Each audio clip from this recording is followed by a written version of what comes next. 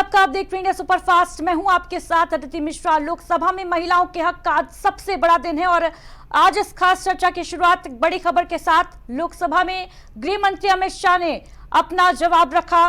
गृह मंत्री अमित शाह ने इस दौरान विपक्ष पर जमकर निशाना साधा, आरोपों पर पलटवार भी किया। लोकसभा में महिला आरक्षण का विरोध किया विपक्ष ने, यह कहना है गृह मंत्री अमित शाह का। उन्होंने कहा कि अगर मगर लगाकर विपक्ष ने विरोध किया है।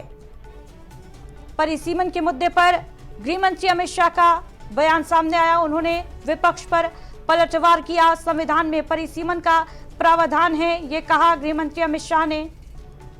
इसके साथ ही उन्होंने कहा कि जिसकी संख्या बढ़ेगी उसकी सीट भी बढ़ेगी। तो लोकसभा में गृह मंत्री अमित शाह अपना जवाब रख रहे हैं और इस दौरान विपक्ष पर जमकर उन्होंने पलटवार किया। क्या कुछ कहा है, सुन लीजिए।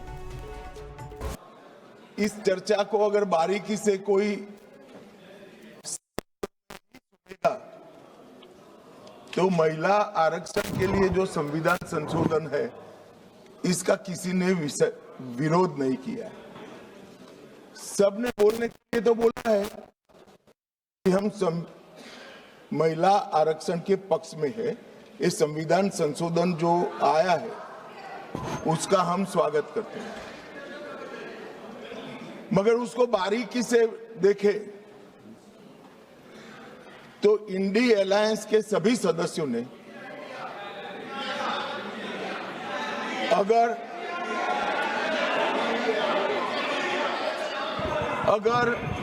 मगर किंतु परंतु इसका उपयोग कर स्पष्ट रूप से महिला आरक्षण का विरोध किया है। और मान्यवर कई जगह पे ऐसा दिखाई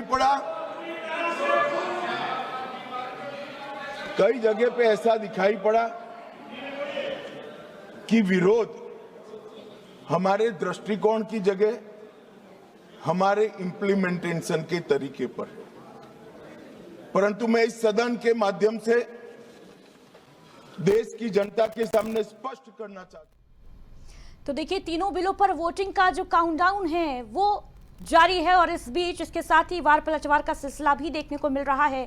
पीएम मोदी के भावुक अपील के बावजूद विपक्ष है कि मानने को तैयार नहीं है। विपक्षी दलों का दावा है कि परिसीमन को महिला आरक्षण का मुखौटा पहनाकर सरकार देश के चुनावी नक्शे को बदलना चाह रही है। आज संसद में नेता प्रतिपक्ष राहुल गांधी ने महिला आरक्षण पर बात रखते हुए सरकार पर जमकर निशाना साधा। दादी की सीख से जादूगर की कहानी तक राहुल गांधी ने बिना नाम लिए पीएम मोदी पर जुबानी हमला जमकर बोला, लेकिन पूरे भाषण में बिल में तकनीकी पहलुओं पर एक शब्द नहीं कहे। राहुल गांधी के इस बयान के बाद किरेन रिजिजू और रक्षा मंत्री राजनाथ सिंह ने आपत्ति भी जताई, लेकिन राहुल गांधी नहीं रुके और सरकार के कदम को राष्ट्र विरोधी घोषित किया।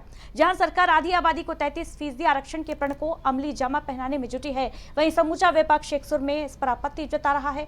कांग्रेस, सपा, टीएमसी समेत इंडी ब्लॉक ने इस बिल के खिलाफ वोटिंग का ऐलान किया है। सरकार को इसे पारित कराने के लिए 2/3 बहुमत की दरकार है और ऐसे में आज सुबह से ही आधी आबादी की नजर टिकी हुई है देश की संसद पर, लोकसभा पर, कि क्या उन्हें 33% आरक्षण का अधिकार, उनका हक मिलेगा या सियासत की भेंट चढ़ जाएगा। पीएम मोदी का प्रण सवाल यह भी है कि जब सरकार कह रही है कि किसी के साथ नहीं होगा अन्याय या भेदभाव, तो परिसीमन के नाम पर विपक्ष क्यों है परेशान और क्यों लगा रहा अड़ंगा। सरकार का संख्या बल 293 है। बिल पास कराने के लिए 2/3 बहुमत यानी 360 वोटों की दरकार है और ऐसे में क्या ये जो बिल है वो लोकसभा से आज पारित हो पाएगा या नहीं, एक बहुत बड़ा प्रश्न चिन्ह अपने आप में है। चर्चा के लिए हमारे साथ तमाम अतिथि इस वक्त मौजूद हैं। चर्चा की शुरुआत करेंगे, लेकिन पहले कुछ बयानों को सुन लीजिए।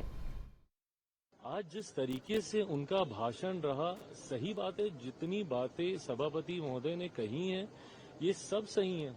आप किस तरीके का उदाहरण पेश कर रहे हैं अपनी पार्टी के फर्स्ट टाइमर्स के सामने? क्या वो इस तरीके का भाषण देने के लिए आप उनको प्रेरित कर रहे हैं?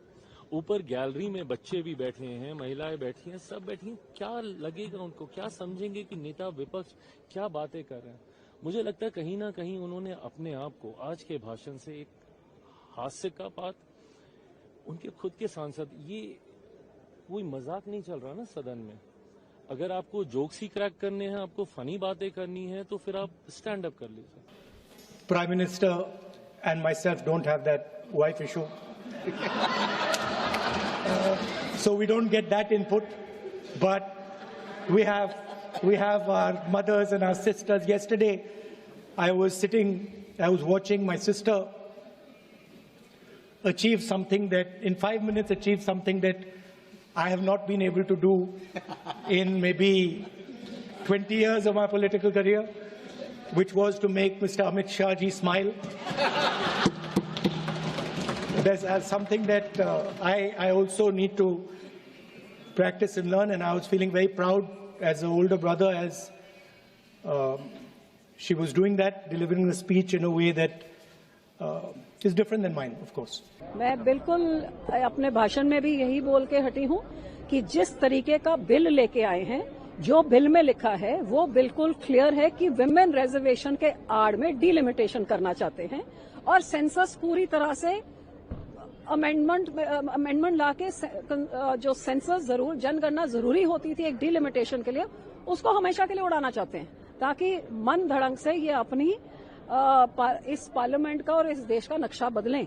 He was going through his childhood traumas and then he took us through the magic show जो उन्होंने बचपन में देखा था एक मैजिशियन के टेबल पे और उसको उन्होंने जंजीरों से बांधा था और उनको रात को थरथरा के कंपन होते थे.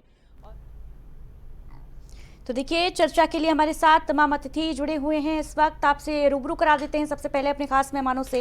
गौरव उपाध्याय जी भारतीय जनता पार्टी से हमारे साथ मौजूद हैं. चंचल यादव जी समाजवादी पार्टी के प्रवक्ता हमारे साथ मौजूद हैं इस वक्त. नितिन श्रीवास्तव जी वरिष्ठ पत्रकार के तौर पर हमारे साथ जुड़ चुके हैं. शुरुआत चर्चा के नितिन श्रीवास्तव जी आप ही के साथ. क्या लग रहा है, क्या ये तीनों बिल जो बेहद ऐतिहासिक बताए जा रहे हैं आज पारित करा पाएगी सरकार? क्योंकि काउंटडाउन तो देखिए शुरू हो चुका है, अब से कुछ ही देर में ये स्पष्ट भी हो जाएगा. आंकड़े क्या कह रहे हैं नितिन श्रीवास्तव जी? इस बीच अपडेट ये भी आ रही है नितिन जी कि प्रधानमंत्री मोदी पहुंच चुके हैं लोकसभा.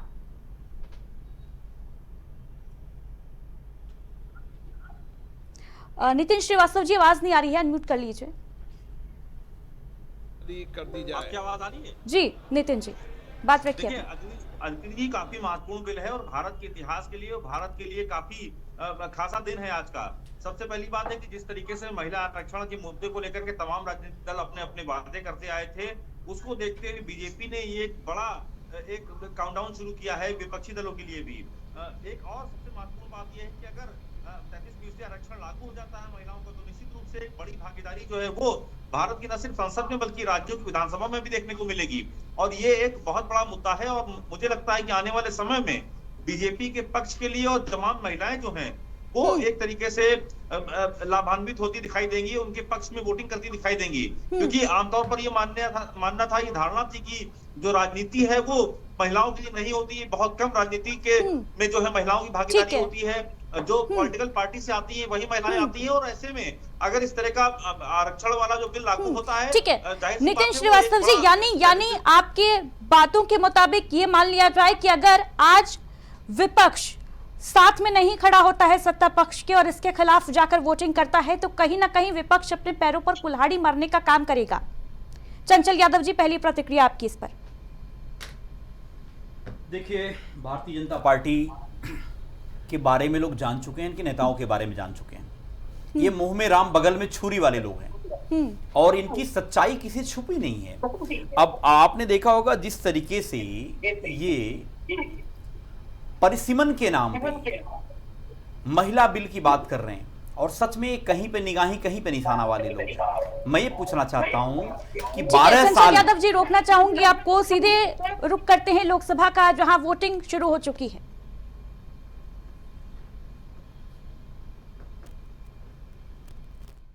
आरक्षण के लिए जो संविधान संशोधन है इसका किसी ने विरोध नहीं किया. सबने बोलने के लिए तो बोला है कि हम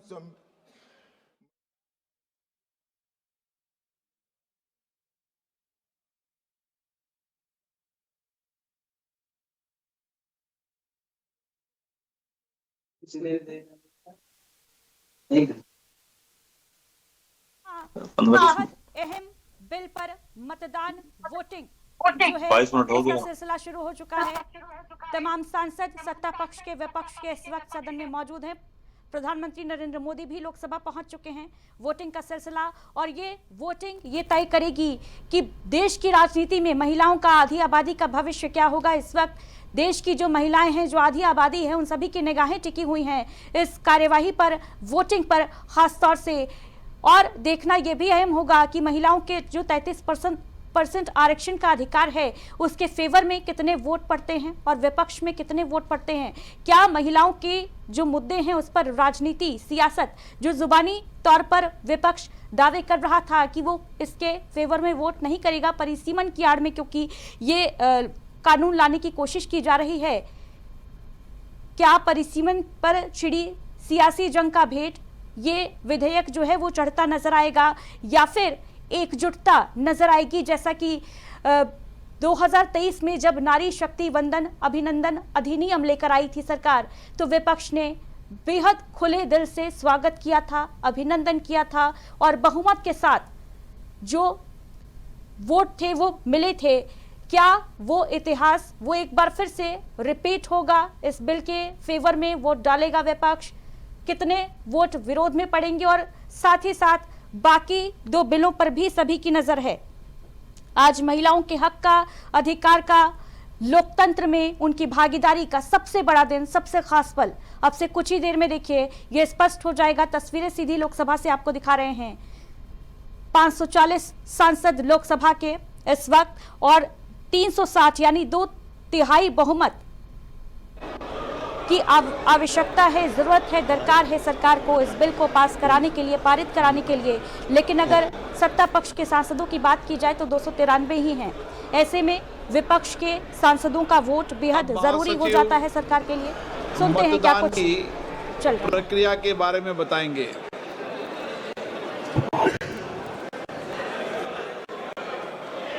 माननीय सदस्यों का ध्यान स्वचालित मतदान रिकॉर्डिंग प्रणाली का संचालन करने से संबंधित बिंदुओं की ओर आकर्षित किया जाता है। प्रत्येक माननीय सदस्य को मत विभाजन आरंभ होने से पूर्व अपना स्थान ग्रहण करना चाहिए और इस प्रणाली का संचालन उस स्थान से ही करना चाहिए। जब माननीय अध्यक्ष अब मत विभाजन बोलेंगे तो महासचिव मतदान बटन को एक्टिवेट करेंगे और इसके साथ साथ गोंग की ध्वनि सुनाई देगी। मतदान के लिए केवल गोंग की ध्वनि के बाद ही, कृपया ध्यान दें कि केवल गोंग की ध्वनि के बाद ही माननीय सदस्य हेडफोन प्लेट पर मल्टीमीडिया डिवाइस के बाईं ओर लगे वोट सिक्योर बटन और हेडफोन प्लेट पर दाईं ओर लगे निम्नलिखित बटनों में से कोई एक बटन साथ साथ दबाएं। हाँ, हरे रंग के स्टिकर के नीचे, नहीं लाल रंग के स्टिकर के नीचे।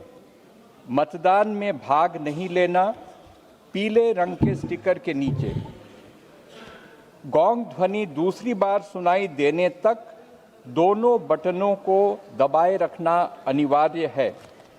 माननीय सदस्य कृपया नोट करें कि उनके मत दर्ज नहीं होंगे यदि बटनों को पहली गोंग ध्वनि सुनाई देने से पहले दबा दिया जाता है या दोनों बटनों को दूसरी गोंग ध्वनि सुनाई देने तक एक साथ दबाकर नहीं रखा जाता है। माननीय सदस्य दूसरी गोंग ध्वनि के कुछ सेकंड के पश्चात अंतिम परिणाम वास्तव में देख सकते हैं। माननीय सदस्य माननीय अध्यक्ष के आसन के किसी भी तरफ संस्थापित व्यक्तिगत परिणाम डिस्प्ले बोर्डों पर, मल्टीमीडिया डिवाइस पर और हाँ, नहीं, मतदान में भाग नहीं लेने वाले बटन जैसा भी मामला हो पर अपने मत की जांच कर सकते हैं। मत दर्ज नहीं होने की दशा में अथवा यदि कोई सदस्य अपने मत में परिवर्तन करना चाहते हैं तो वे पर्ची के माध्यम से मतदान की मांग कर सकते हैं। अंग्रेजी में पढ़ना। Kind attention of honorable members is invited to automatic vote recording system. Before a division starts, every honorable member should occupy his or her own seat and operate the system from that seat only. When the honorable speaker says, "Now division," the Secretary General will activate the voting button and a gong sound will be heard simultaneously. For voting, only after the sound of the gong, repeat, only after the sound of the gong, honorable members may simultaneously press the vote secure button towards the left side of the multimedia device on the headphone plate and any one of the following buttons fixed on the right side of the headphone plate. For yes, below green color sticker, no, below red color sticker, abstain below yellow color sticker. It is essential to keep both the buttons pressed till another gong is heard. Honorable members may please note that their votes will not be registered if buttons are kept pressed before the first gong or both buttons are not kept simultaneously pressed till the second gong. Honorable members can actually see the final result after a gap of a few seconds after the second gong. Honorable members can check their vote on individual result display boards installed on either side of Honorable Speaker's chair, the multimedia device, and also on the yes, no, abstain button as the case may be. In case vote is not registered or if any member wishes to change their vote, they may call for voting through slips.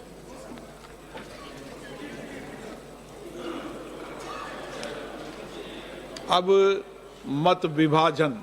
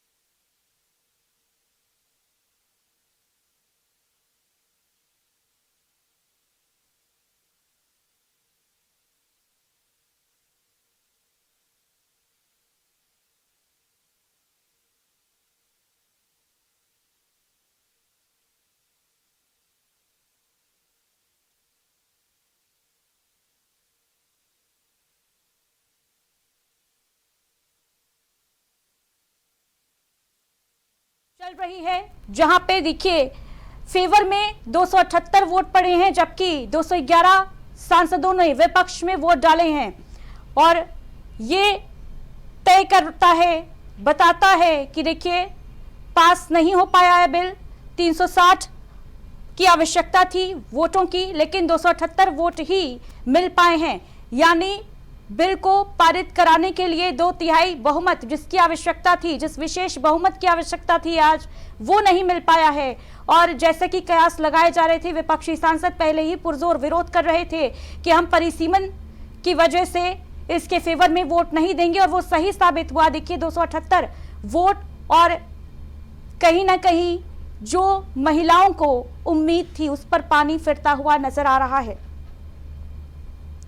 कुल 489 सांसदों ने vote डाले, 278 vote favour में पड़े, जबकि knows यानी विरोध में 211 सांसदों ने वोट डाले हैं।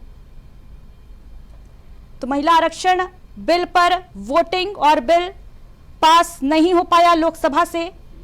आधी आबादी 33% आरक्षण का जो अधिकार, जिस पे लंबे समय से बहस छिड़ी हुई थी देश में, संशोधन लेकर आई सरकार, लेकिन विपक्ष सहमत नहीं दिखा, साथ नहीं नजर आया। और अब तस्वीरें सामने हैं, विपक्षी सांसदों ने इसके खिलाफ मतदान किया। 131वां संविधान संशोधन, जिसके खिलाफ विपक्षी सांसद लामबंद रहे और अब उन्होंने वोटिंग के दौरान भी इसके खिलाफ वोट डाला, जिसकी वजह से जिस अधिकार, जिस हक की आस लगाए बैठी थी आधी आबादी देश की, 33% आरक्षण, जिसे जल्द से जल्द लागू करने का मोदी सरकार का प्रण था, उस पर अब पानी फिर चुका है। तस्वीर आपके सामने है। 278 सांसदों ने पक्ष में, जबकि 211 सांसदों ने विपक्ष में इसके वोट डाला है। तो देखिए, बड़ी खबर इस वक्त की ये है, और ये जो तस्वीरें हैं वो कहीं ना कहीं ये भी दर्शा रही हैं कि किस तरीके से महिलाओं का जो अधिकार था, जो उनका हक था, जो उनका मुद्दा था, वो सियासत की कैसे भेंट चढ़ता है। वो उसकी बानगी ये तस्वीर पेश कर रही है अपने आप में। कैसे परिसीमन का विरोध करते करते विपक्ष ये भी भूल गया कि कम से कम महिलाओं के मुद्दों पर तो एकजुट होना था, लेकिन नहीं, यहां पर सियासी संग्राम जो है, परिसीमन बनाम महिला आरक्षण की लड़ाई में, परिसीमन बनाम आरक्षण की लड़ाई में परिसीमन का मुद्दा भारी पड़ता हुआ नजर आया।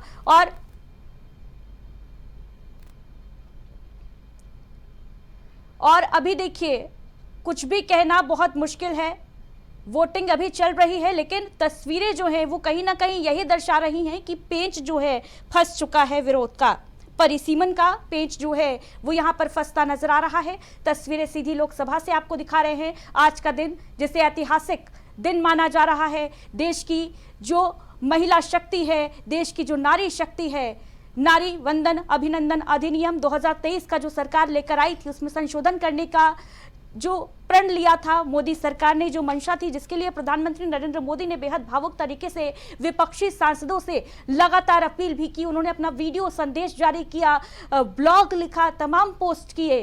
वोटिंग से पहले भी प्रधानमंत्री का ट्वीट सामने आया था, लेकिन बावजूद इसके अब जो तस्वीरें सामने आ रही हैं, जो वोटिंग यहां पर चल रही है 278 सांसदों का फेवर में, जबकि 211 सांसदों का अगेंस्ट में वोट पड़ना, ये दिखा रहा है कि शायद ये जो बिल है ये अटक जाएगा। शायद अब इसकी गुंजाइश कम नजर आ रही है कि ये बिल संसद से पास हो पाएगा, पारित हो पाएगा, और आधी आबादी को, महिलाओं को जो हक देश की आज़ादी के बाद से उन्हें मिलना चाहिए था, आज तक नहीं मिल पाया, उसका सपना अभी भी अधूरा रह जाएगा। जो उड़ान भरनी थी महिलाओं को, जिस सशक्तिकरण की, और देखिए सन्नाटा भी पसरा हुआ नजर आ रहा है। शायद मायूसी की तस्वीरें इस वक्त दिख रही हैं, क्योंकि इसकी उम्मीद, इसकी कल्पना शायद किसी ने नहीं की होगी कि महिलाओं के मुद्दे की जहां पर बात आएगी, आधी आबादी की, नारी शक्ति की, जिसकी हर दल कहता है, ये कहता हुआ नजर आया कि भाई हम विरोध नहीं कर रहे हैं, हम महिला आरक्षण के समर्थन में हैं, हम ये मानते हैं कि 33% महिलाओं को आरक्षण मिलना चाहिए। लेकिन अगर जो कहा गया वो अगर आंकड़ों में तब्दील नहीं होता है, तो इसका जवाब कौन देगा? जो बातें चल रही थी, क्या वो आंकड़ों में तब्दील हुई या नहीं, ये एक बड़ा सवाल अपने आप में।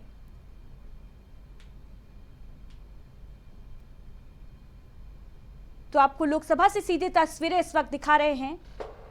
सन्नाटा पसरा हुआ है, वोटिंग चल रही है। अभी 3 अहम बिल, 131वां संविधान संशोधन, जो नारी शक्ति वंदन अधिनियम में बदलाव के लिए, संशोधन के लिए सरकार लेकर आई।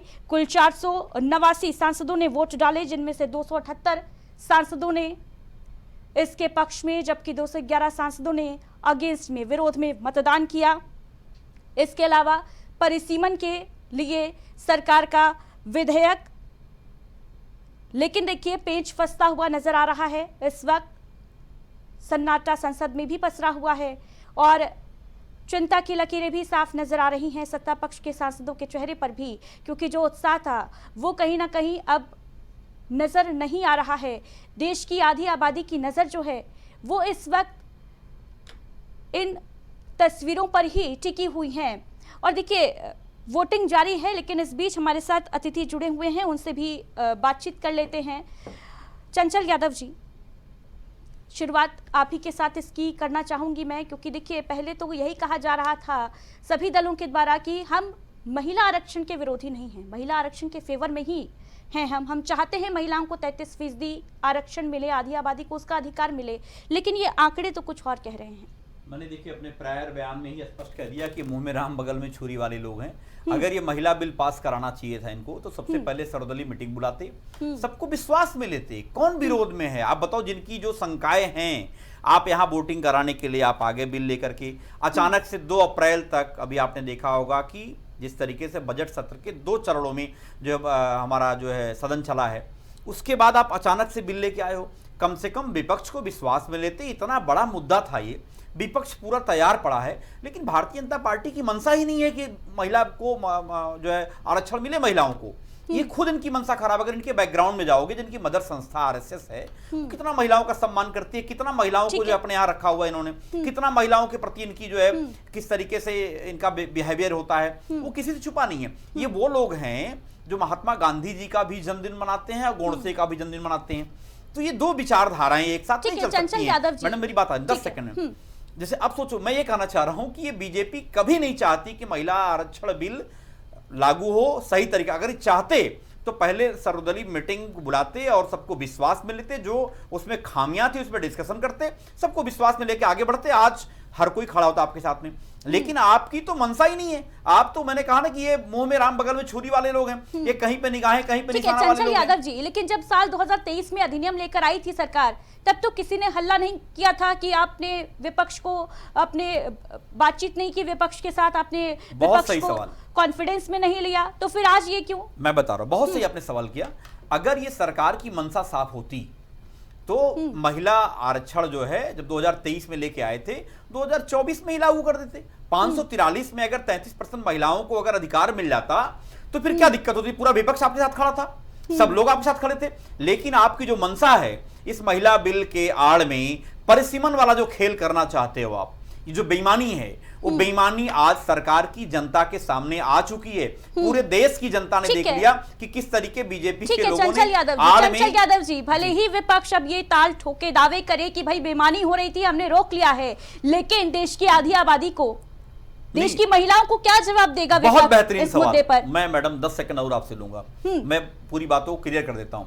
देखिए, विपक्ष यही कह रहा था कि जब आपकी जो जनगणना चालू होगी, सेंसस चल रहा है अभी हमारा वर्तमान में, थोड़ा और रुक जाते आप, इसमें लोगों की जानकारी हो जाती कि कौन से जो है कितनी हमारी संख्या है, कितना हमारी जनसंख्या है, उस हिसाब से कितनी लोगों की कौन सी जाति के लोग हैं, कौन से संप्रदाय, कौन से धर्म के लोग हैं, उस आधार पे मैं तो इस बात को भी जिक्र करता हूं। चंचल यादव जी, महिलाओं को आरक्षण के साथ साथ जो हमारी आदिवासी महिलाएं हैं, जो हमारे पिछड़ी महिलाएं देनी है। चंचल यादव जी, एक अहम जानकारी जो अभी आ रही है कि कुछ सांसदों के वोट गलत पड़ गए हैं, कुछ तकनीकी खामी के चलते, जिसकी वजह से पर्ची के द्वारा मतदान किया जा रहा है इस वक्त। गौरव उपाध्याय जी, क्या विपक्ष को कॉन्फिडेंस में नहीं लिया सरकार ने? चूक हुई सरकार से? क्या सर्वदलीय मीटिंग करनी चाहिए थी?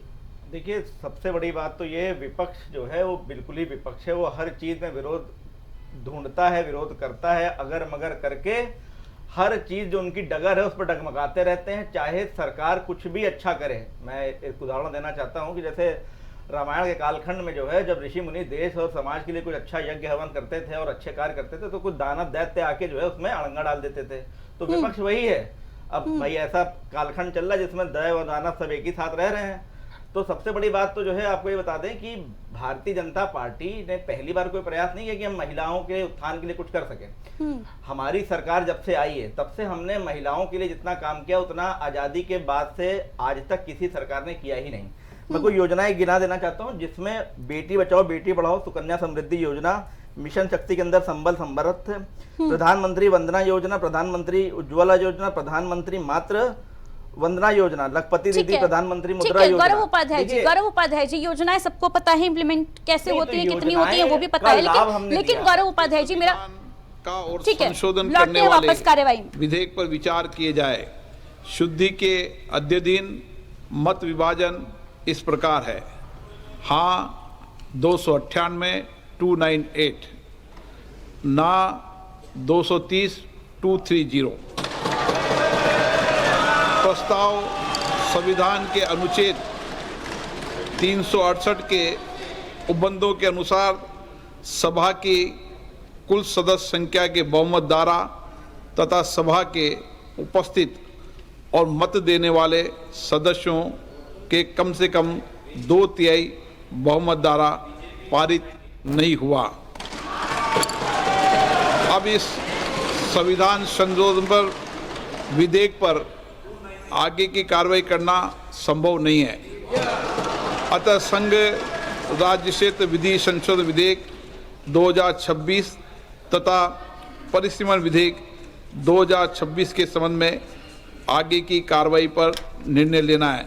माननीय संसदीय कार्य मंत्री जी। Honorable Speaker, sir, besides the Constitution 131st Amendment Bill, we have two other bills, namely the Union Territories Laws Amendment Bill 26 and the Delimitation Bill 2026, which are intrinsically interrelated with the Constitution 131st Bill. So it cannot be viewed from the isolation. इस दृष्टि से माननीय सभापति महोदय, जो नतीजा आया है, ये इतना ऐतिहासिक और महत्वपूर्ण बिल पर देश का महिलाओं को अब सम्मान अधिकार देने का जो बिल है, उसको विपक्ष ने साथ नहीं दिया। बहुत खेद की बात है और इस ऐतिहासिक पल को आप अपना एक मौका था, आपने गंवाया है। आदरणीय नरेंद्र मोदी जी के नेतृत्व में महिलाओं को जो सम्मान देने का, अधिकार देने का हमारा अभियान जारी रहेगा और हम अधिकार दे के ही रहेंगे आगे।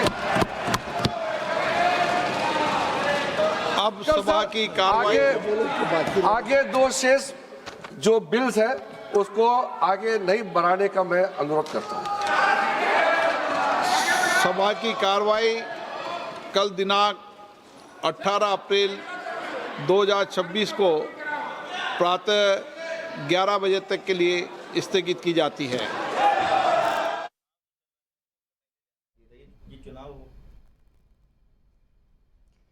तो देखिए, इस वक्त की बड़ी अपडेट, बड़ी खबर आपको बता रहे हैं। महिला आरक्षण संशोधन जो अधिनियम, जो माफ कीजिएगा, जो बिल लेकर आई सरकार, वो पारित नहीं हो पाया। 211 सांसदों ने, माफ कीजिएगा 230 सदस्यों ने विरोध में वोट दिया, जबकि 498 सदस्यों ने पक्ष में वोट दिया।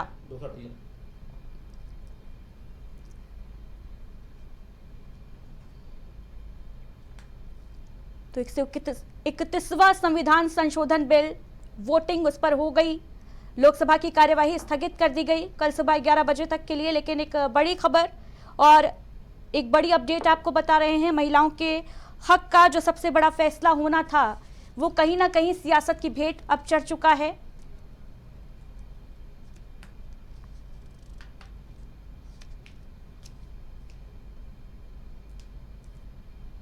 ,230 सदस्यों ने इसके अगेंस्ट में मतदान दिया। बहुमत का जो 2/3 आंकड़ा था वो क्रॉस नहीं कर पाई सरकार। 360 वोट चाहिए थे और इसीलिए, इसी वजह से ये जो बिल था संविधान संशोधन 131वां, वो पारित नहीं हो पाया लोकसभा से। आज उन उम्मीदों पर महिलाओं की पानी फिरा। आधी आबादी की, जिसकी आस में सदियों से, बरसों से महिलाएं प्रतीक्षारत थीं।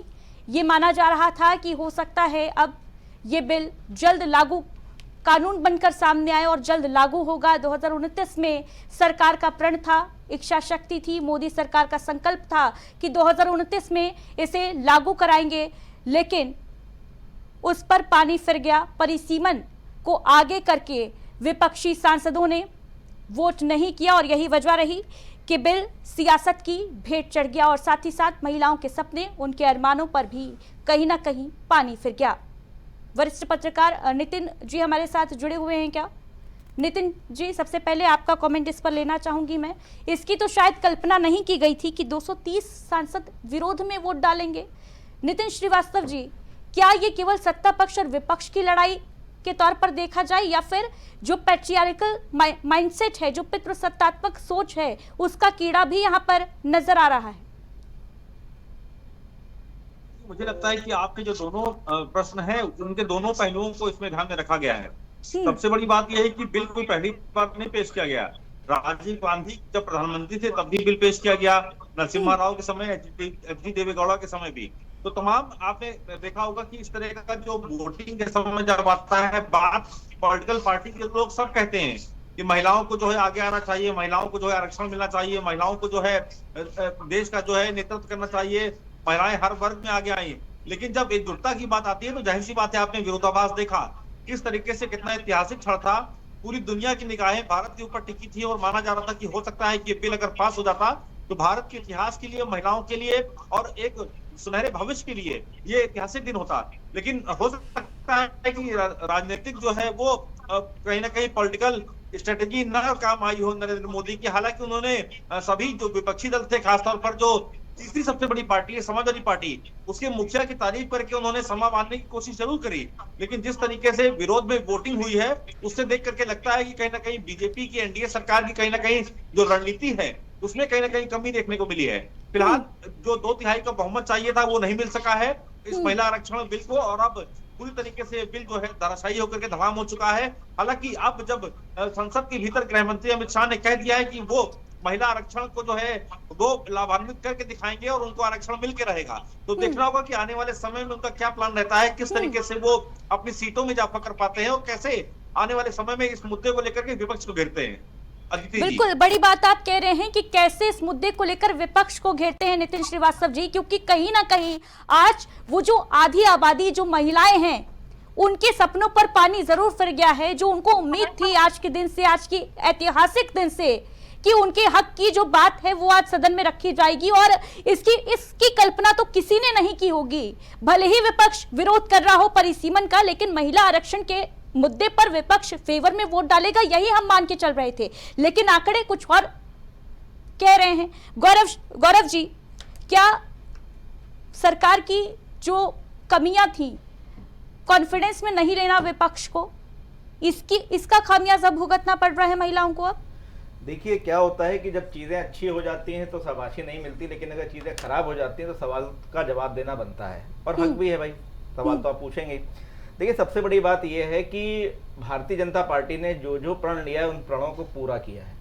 आज सदन में जब ये वोटिंग के बाद जब पीठासीन जो थे आपका ओम प्रकाश बिड़ला जी, तो बिड़ला जी ने जैसे ही बताया कि बिल पास नहीं हो पाया है, तो आपने जो अट्टाहस की आवाज़ें सुनी, जो हंसी, जो खुशी, आप देखेंगे कि इतनी जोर जोर से जो विपक्ष जो है वहां, आपने पहले बोला कि सन्नाटा पसरा हुआ था जब देखा लोगों ने कि ऑनलाइन आपका जो मोशन है वो पास नहीं हो पाया। लेकिन जैसे ही उसको बताया कि पास नहीं हो पाया तो जो अट्ठाहस है वो खुशी आप समझ रहे हैं। जो सांसद वहां बैठे हैं उनमें महिलाएं भी रही होंगी, लेकिन उन्हीं महिलाओं ने उस विधेयक को पास नहीं होने दिया जिसके माध्यम से उनकी बहनों को लाभ मिलने वाला था। तो ये शर्म की बात है इस देश के लिए कि जो देश की आधी आबादी उसको सिर्फ 33% आरक्षण देने की बात हो रही है। 50% तो छोड़ दीजिए। लेकिन ये अमित शाह जी ने जब कहा है और जो वो कहते हैं वो पूरा करते हैं। जब हमने राम मंदिर के लिए प्रण लिया था उसको पूरा किया, 3 तलाक को हटाया, पूरा होगा ये देखना अहम होगा। लेकिन चंचल यादव जी, ऐसी भी क्या राजनीति, ऐसी भी क्या सियासत है कि जहां बात महिलाओं के मुद्दे की आती है, महिलाओं के हक अधिकार की आती है, जुबानी तौर पर तो सब अपनी पीठ थपथपा लेते हैं कि हमने पहले इसकी पहल की थी, हम चाहते थे महिलाओं को आरक्षण मिले, क्रेडिट लेने की होड़ सब में मची थी। लेकिन जब बात वोटिंग की आई तो फिर आंकड़े 230 सांसदों ने विपक्ष में विरोध में वोट दिया और उसके बाद खुशी मनाई जा रही है, जश्न मनाया जा रहा है सरकार को नीचा दिखाने के लिए। क्या महिलाओं के साथ अन्याय सही है? नहीं मैडम, देखिए भारतीय जनता पार्टी की मंशा ही खराब थी। वो चाहते ही नहीं थे कि ये बिल जो है पास हो। अगर ये चाहते तो कम से कम, अभी मैंने आपसे प्रायर अपने बयान में मैंने कहा कि इसके पहले जब बजट सत्र था, 2 चरणों में था, आप पहले से प्लानिंग करते, आपका समय था, आप मीटिंग करते, विपक्ष को विश्वास में लेते। अब इतना बड़ा मुद्दा है ये, इतनी बड़ी जो है व्यवस्था है। जब पिछले आप 2023 में जब बिल पास हुआ, महिला आरक्षण को लेकर के बात हुई, सब लोग सपोर्ट कर रहे थे, तो आखिर में जब आप सदन में लेके आए हो तो कम से कम लोगों को विश्वास में क्यों नहीं लिया आपने? और मैं कहना चाहता हूं चंचल यादव जी, आप बार बार कह रहे हैं कि लोगों को विश्वास में नहीं लिया। बीते कल ही प्रधानमंत्री नरेंद्र मोदी ने अपनी स्पीच में क्या कहा? विपक्ष को चाहिए वो क्रेडिट रख ले, हमें क्रेडिट नहीं चाहिए, हम तो पोस्टर लगवाने के लिए तैयार हैं। अब देखिए ब्लैंक चेक का भी ऐलान कर दिया, इसके बावजूद विपक्ष को वो कौन सी ऐसी बात है जिससे विपक्ष को कॉन्फिडेंस आ जाता? वो भी महिलाओं के मुद्दे पर 33% आरक्षण पर आपको कॉन्फिडेंस नहीं आ पा रहा है। नहीं, आप देखिए ना, पहले आप इससे पहले भी देख लिए, तीनों काले कानून जो कृषि काले कानून थे, सरकार ने किस तरीके से अपनी हेकड़े दिखा करके सदन में जो है किस तरीके से काले कानून लेके आए। तो क्या ये काले कानून थे? क्या ये काले कानून थे? नहीं, चंचल यादव जी, ये काले कानून थे क्या? फिर पीछे क्यों गए? फिर पीछे क्यों भागे? क्योंकि जनता ने अगर अच्छा सुनिए ना, विरोध किया है तो उनका दूसरी बात मैडम, अगर उनके सम्मान में करके देखा तो आपने देखा ना देश का किसान किस भुखमरी का शिकार हो गया। दूसरी बात लीजिएगा अपनी, नहीं मेरी बात आ जाने दीजिए। तीसरा था, आपको याद होगा, लैंड एक्विजिशन बिल 2015। बीजेपी ने जिस बिल पे, जिन पॉइंट्स पे 2013 में समर्थन किया था, उसी पॉइंट्स को हटाना चाह रही थी और पूरे देश में विरोध हुआ, बीजेपी को मुंह खानी पड़ी। सेम यही कंडीशन है। हम कह रहे हैं कि जब आप कॉस्ट सेंसस जो भी आप कराओ, जबकि आपने पहले बोला है, आप मोदी जी ने प्रण लिया था, आपको याद होगा पहलगाम के बाद जो कैबिनेट की मीटिंग हुई थी, पहली मीटिंग, उस मीटिंग में फैसला लिया गया कि हम जाति जनगणना कराएंगे। लेकिन जब सेंसस हो रहा है तो आप क्यों नहीं करा पाए? और आपकी मंशा क्या है? हम कह रहे हैं कि जितनी संख्या भारी उसकी उतनी हिस्सेदारी हम कह रहे हैं पिछड़े समाज के लिए नहीं, उसी में बात होनी चाहिए। महिलाओं को आरक्षण की बात तो कर रहे हैं, महिलाएं किसी जाति धर्म से नहीं आती है, महिला होती है देश की। चंचल यादव जी, महिलाओं के अधिकार की जहां बात होती है वहां पर इतने सारे वोट विपक्ष में पड़ जाते हैं। मैडम बीजेपी के लिए जब विपक्ष के सांसद क्रेडिट लेने की होड़ में सबसे आगे खड़े होते नजर आते हैं। अखिलेश यादव का बयान मैं नहीं भूली हूं जिसमें वो ये कह रहे थे कि बीजेपी तो नारा बनाना चाहती है महिलाओं को। मैं बताता हूं बीजेपी के लिए महिला नहीं होती है। सुनिए ना, आप एग्जांपल नारा होती है क्या बीजेपी? सुनिए ना, यही वजह रही कि विरोध में वोट पड़े। चंचल यादव जी जवाब दीजिए इसका। मैं बता रहा हूं मैडम आपको, कंगना रनावत को उन्होंने लोकसभा भेज दिया। वहीं जो हमारी बेटियां जिसने देश की गौरव दिया, हमारे और आपके सर जो है गर्व से ऊंचे जो है उठ गए और हमारा सर जो है जो आसमान पे चला, मतलब जो हमने गर्व फील हुआ। आप सोचो उसी महिलाओं को बट बुट बेल से रौदा गया वहीं जंतर मंतर पे, आपने देखा होगा। एक बार भी वो महिलाएं क्या अलग थी? आप बताओ, ये वो सरकार है, सरकार की मानसिकता। आरएसएस सुनिए, आरएसएस सुनिए, समाजवादी पार्टी अपने कार्यकर्ताओं को टिकट नहीं देके संसद भेजेगी, वो भेजेगी चाचा को, भतीजा को, भांजे को, भाई को। मतलब ऐसा क्या है भाई? आप क्या करते हैं? आप बताओ ना, आपने 2024 में क्यों छोड़ दिया? पार्टी में आप 2023 में लेके आए थे। अगर आपकी मंशा साफ होती, एक एक करके बात रखिए। मेरी बात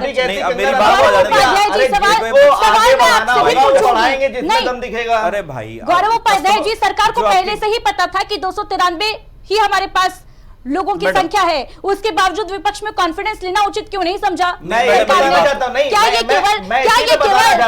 केवल जैसा विपक्ष कह रहा था चुनावी स्टंट था क्या कि हम बिल लेकर आएंगे, ये दिखाएंगे कि विपक्ष इसके फेवर में वोट नहीं कर रहा है, इसका फायदा उठाएंगे, ये सही है क्या? संसदीय कार्य मंत्री जो हैं उन्होंने विपक्ष के हर पार्टी से, चाहे वो टीएमसी हो, चाहे वो समाजवादी पार्टी हो, चाहे वो आम आदमी पार्टी हो, चाहे वो एलजेपी हो, चाहे वो जेडीयू, हर एक के सांसद के साथ मीटिंग करी, बकायदा ऑल पार्टी मीटिंग करी मंत्री ने। ठीक, उसके अलावा नरेंद्र मोदी जी ने व्यक्तिगत तौर पे ये याचना करी और ये कहा भी कि भाई ये महिलाओं के सम्मान के लिए बिल है, इसको पास होना चाहिए। उन्होंने साफ कहा कि क्रेडिट भी आप ले लीजिए, कोई जरूरत नहीं। लेकिन इस संसद में आप समझिए, जब हमें पता नहीं कि हमारे पास पूरी शक्ति है, फिर भी हम ये बिल लेकर आए हैं, तो मतलब हम महिलाओं के लिए करना चाहते हैं और हमने किया है पीछे भी। 3 तलाक के लिए जो हमने किया वो आज तक के इतिहास में कोई नहीं कर पाया पार्टी, और ना कर पाएगी आगे भी। अच्छा मैडम आप बताओ। नितिन श्रीवास्तव जी, लौटूंगी चंचल यादव जी आपके पास। नितिन श्रीवास्तव जी, आपका रिएक्शन चाहूंगी मैं इस पर। ये जो लगातार विपक्ष कह रहा था कि चुनावी स्टंट है सरकार का, चुनावी स्टंट है, 293 का ही आंकड़ा सरकार के पास था, विपक्ष का जो समर्थन था वो आवश्यक था, ऐसे में क्या लगता है क्या चूक सरकार से भी हो गई? बिल्कुल देखिए, कहीं ना कहीं सरकार की तरफ से भी जो है वो एक स्ट्रेटेजी की कहीं ना कहीं कमी दिखाई दी है। अगर सरकार को लगता था कि महिला आरक्षण के मुद्दे पर सही से कार्य करना है तो ऑल पार्टी मीटिंग बुलाते, सभी दलों से उनको राय मशवरा लेना चाहिए था, उसके नफा नुकसान बताते।